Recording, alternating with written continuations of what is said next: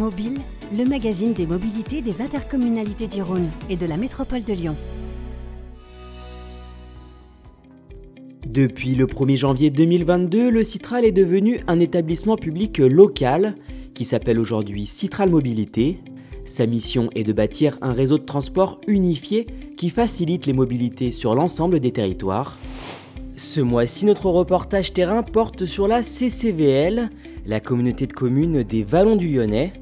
À proximité directe de la métropole et des monts du Lyonnais, le territoire est à cheval entre périurbain et ruralité. Côté mobilité, la CCVL a la particularité de n'avoir aucune ligne de train. En revanche, elle est desservie à la fois par les TCL et les cars du Rhône. Ici, on a un bon exemple de transport urbain puisqu'on a à la fois les arrêts de bus pour le C24 qui va jusqu'à Lyon, au métro Gorge de Loup. On a un stationnement avec le parking relais, mais on a aussi les box à vélo puisque pour la communauté de communes, c'est très important de veiller à l'intermodalité. On développe aussi de nombreux services, donc par exemple l'aide à l'achat de vélos à assistance électrique.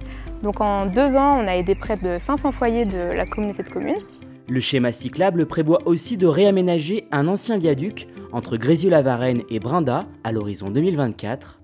Et dans les localités plus rurales, lorsque la voiture est incontournable pour se déplacer et rallier un arrêt de bus, la CCVL mise sur le développement du covoiturage, comme ici dans le village de Turin. La communauté de communes peut à la fois mettre en place des infrastructures, donc ici des aires de covoiturage, mais elle envisage aussi des services comme des lignes de covoiturage dynamiques.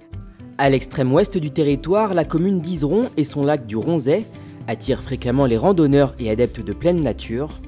Ici, à plus de 700 mètres d'altitude, pas de transport en commun pour le moment, mais les alternatives fleurissent. On a une borne de recharge pour les véhicules électriques pour permettre d'utiliser un mode de transport décarboné. Mais par contre, c'est en cours de travail avec Citral Mobilité, notamment pour du transport à la demande à partir de l'année 2024.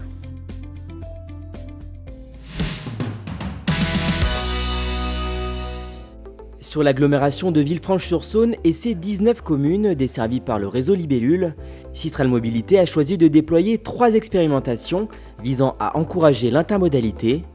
Ainsi, pendant 6 mois, des plateformes de stationnement et de boxes sécurisées sont installées afin d'offrir la possibilité aux voyageurs de stationner leur vélo à proximité d'un arrêt de bus. Par ailleurs, des vélos électriques pliants sont mis à disposition auprès d'un panel de testeurs afin d'encourager la pratique. Enfin, sur les Citylib 1 et 2, 10 véhicules sont équipés d'un système pour embarquer et accrocher son vélo à bord, sans surcoût sur le ticket de bus.